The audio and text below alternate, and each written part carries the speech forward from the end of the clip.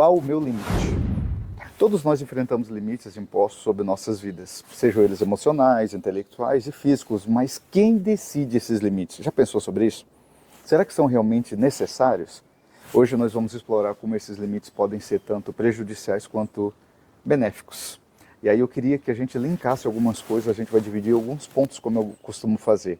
O primeiro deles, os limites emocionais. Pois é, limites emocionais são barreiras que a gente protege, que acaba, na verdade, acaba protegendo as nossas emoções e a nossa saúde mental, obviamente. Eles são o que nos dizem até onde podemos ir sem nos machucar. Isso já denota uma importância tão grande, né, para esse tipo de limite. Deixa eu te dar um exemplo, talvez um pouco mais claro. Imagina que você está ali em um relacionamento que é tóxico. Reconhecer esse limite emocional pode salvar a sua saúde mental, não é verdade? Com certeza você talvez até conhece, né? Não vou dizer com certeza, mas talvez você conhece alguém que já passou por isso.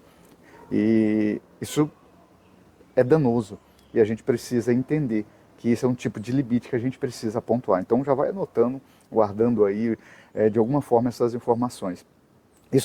Isso precisa me fazer pensar em quê? Em resiliência, autoestima, autocuidado e até um tipo de empoderamento para poder lidar com essas situações. Uma dica prática que eu posso te dar é estabeleça os seus limites, comunique eles para as pessoas claramente, não tenha medo de dizer não. Eu acho que até um dia desses, qualquer, eu vou gravar um vídeo sobre isso, eu já ouvi algumas coisas a respeito sobre dizer não. Mas bem, vamos lá. Segundo limite, é o limite intelectual. Eles dizem respeito ao que acreditamos ser capazes de aprender ou entender. E esses limites, eles podem nos impedir de crescer, muitas vezes. Vou dar um exemplo para talvez ficar de melhor entendimento. Quando você acredita que não consegue aprender uma nova língua, já parou e pensou sobre isso? Já trouxe essa dúvida?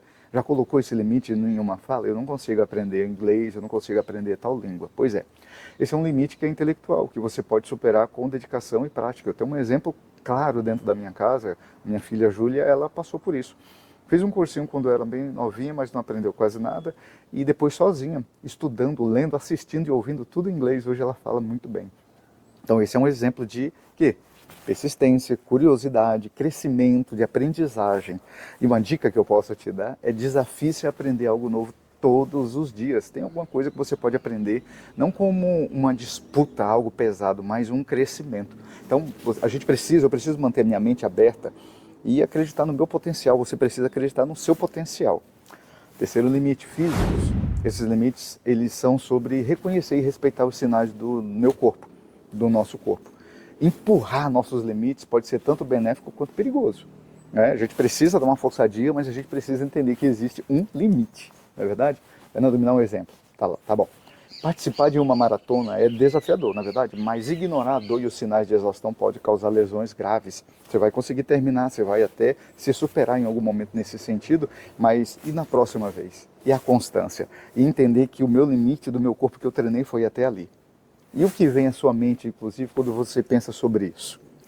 Eu penso em força, respeito a mim mesmo, meu corpo, equilíbrio e saúde. Uma dica que eu poderia dar é ouça o seu corpo. Tem até dito por aí que o corpo fala, nesse aspecto, com certeza. Então descanse quando for necessário e saiba que respeitar seus limites físicos é um ato, inclusive, de coragem.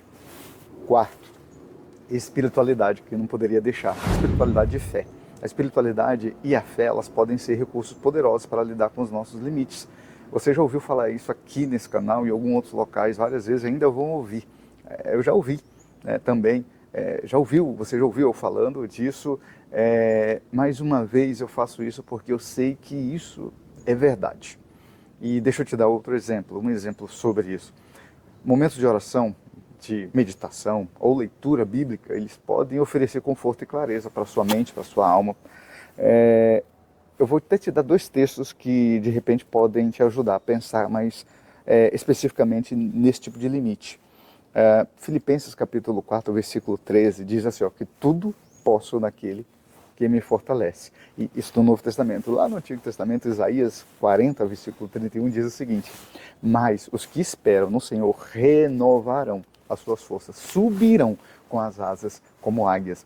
Correrão e não se fadigarão. Olha só, leia o contexto desses dois textos e veja como eles vão ajudar a respeito da superação, do superando 1% de todos os dias. Então deixa eu resumir para você um pouquinho esse vídeo, para não me estender mais.